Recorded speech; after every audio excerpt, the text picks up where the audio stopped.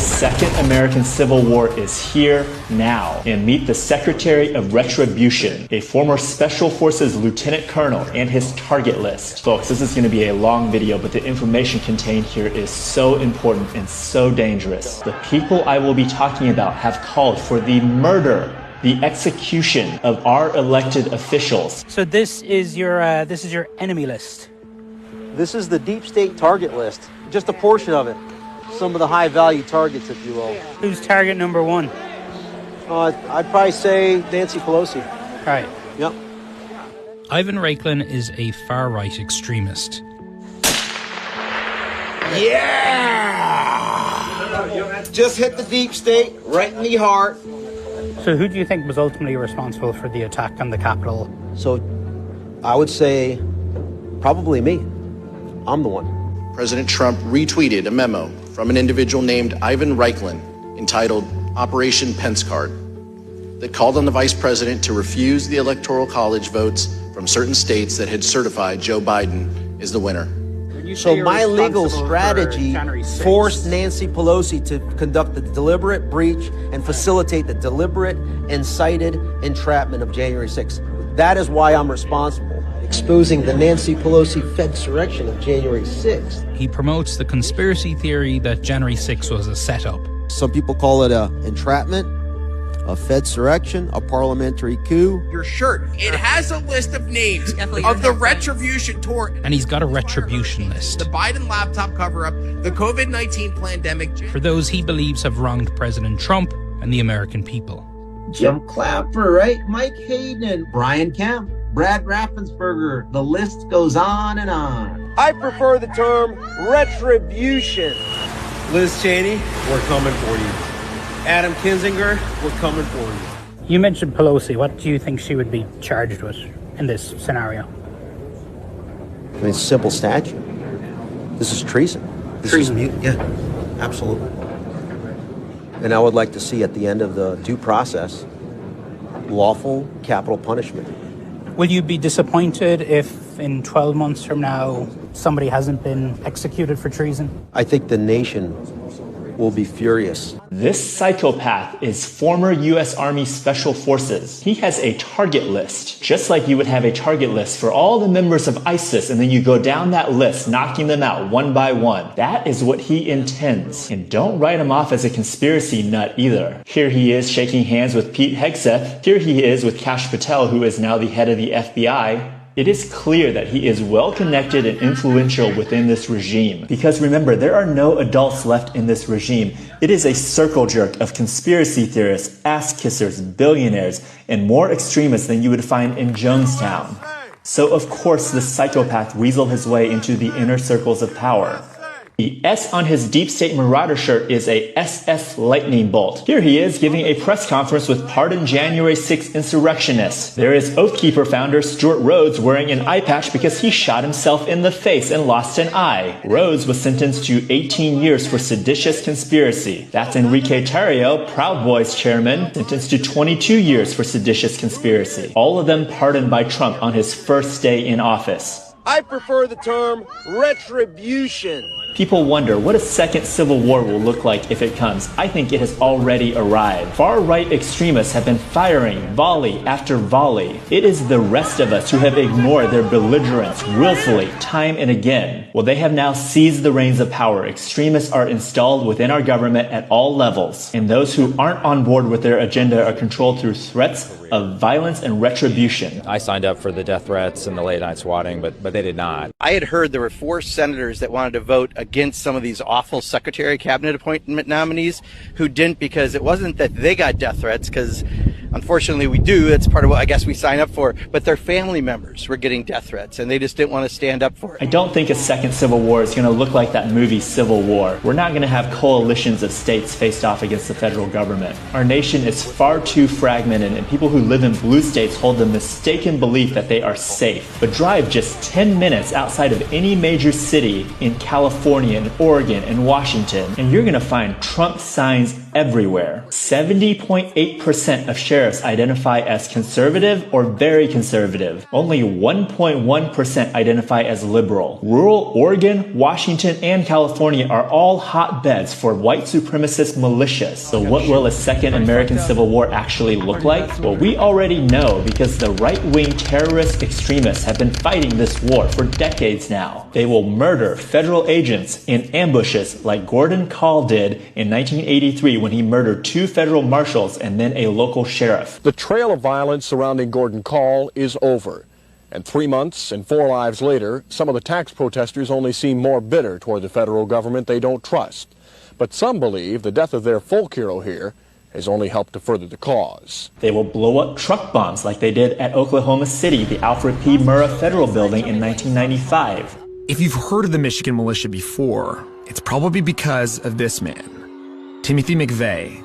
He attended some of their meetings. That was before he set off a massive truck bomb at a federal building in Oklahoma City in 1995 that killed 168 people. We have come back from Oklahoma City. I wouldn't say that there's 10 or 12,000 of us across the state, but here's the thing. We don't know. There used to be one group, the Michigan Militia, and now they're 15, 10, 15, 20. In 2010, the FBI raided a Christian militia group. It was plotting armed conflict against the police. They will target elected officials for kidnap and murder, like far-right extremists plotted to kidnap, brutally torture, and murder Michigan Governor Gretchen Whitmer. Trump's DOJ is now taking a hard look at pardoning these convicted terrorists. According to state and federal investigators, their primary target, authorities have said, was Michigan Governor Gretchen Whitmer. They are among 14 people who are said to have scouted Whitmer's vacation home, and as the I-Team has reported, allegedly kidnapped the governor and kill her and other officials in a televised public execution. They will commit targeted and brutal ethnic cleansing campaigns like mass shooter Dylan Roof did in 2015 when he murdered 9 black congregants at the historic Emmanuel African Methodist Episcopal Church in Charleston, South Carolina. Carefully planning out to carry out his rampage, and it even staked out Charleston's Emmanuel AME Church multiple times. In court, they retraced his steps using GPS data, alleging he stopped at plantations and other historic sites in the months before the shooting.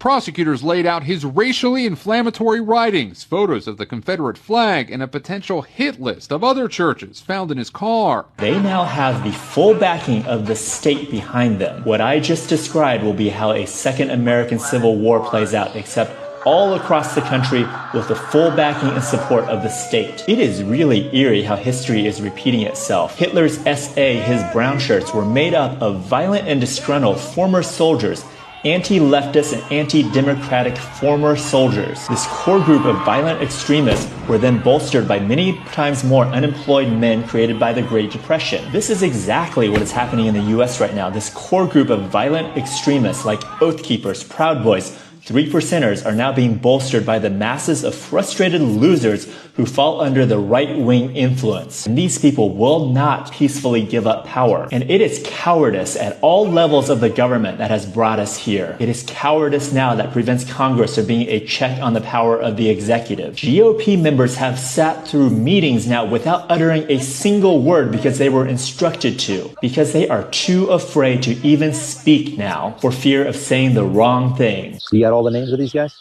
Oh, yeah, they're all listed. Do I need to add them to my list? Well, I don't know what you do with them, but you probably could. I would conduct the most peaceful and patriotic, legal and moral and ethical actions that they've ever experienced in their life. We wonder why none of the elected officials are standing up to this regime, and it is because they are afraid. They are afraid of reprisals. They are afraid of retribution. Raiklin and extremist terrorists like him have likely threatened all levels of our government and their family members. Do you want to go on offense against them now? Or are you fine with this victory? Doesn't see how brave the rest of them are. Either follow either Stilwell or Nadler has to die before the election.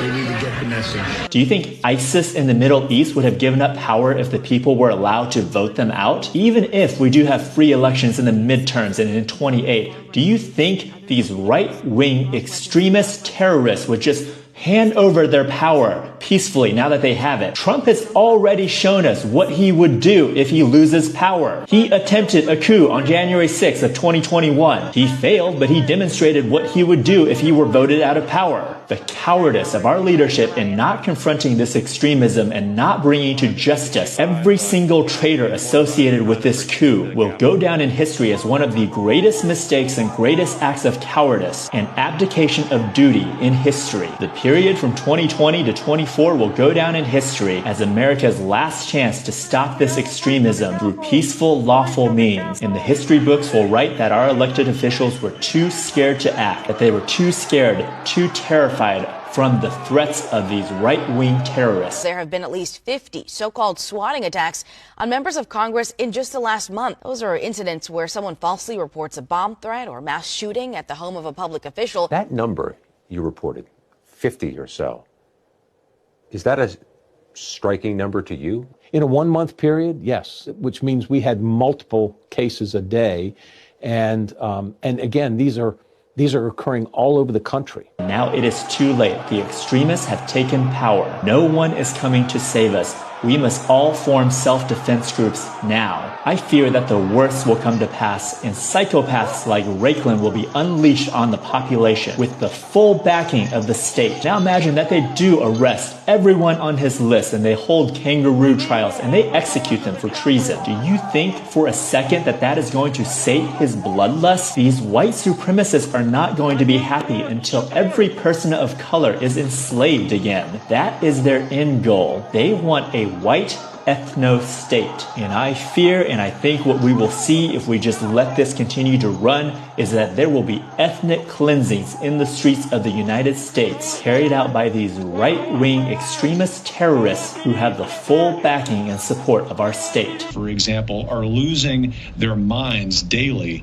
is because our side is winning and that we are in the process of the Second American Revolution, which will remain bloodless if the left allows it to be. What I find fascinating, and I can't give you the answer for, is why they're so hostile, so violent, and so paranoid. I don't get it. I don't get that, and I can't tell you why. If you get a bunch of black guys together, the label gang will be slapped on them pretty fast. If you get a bunch of Muslim guys together, the label terrorists, that label will get slapped on them pretty fast. You get a bunch of white guys in similar age and description doing the same thing, then the red flags that go up will be a lot slower, maybe too slow. And as a result of that, some people who need help don't get it. Some people who are truly dangerous don't get prevented. And that's my take on it.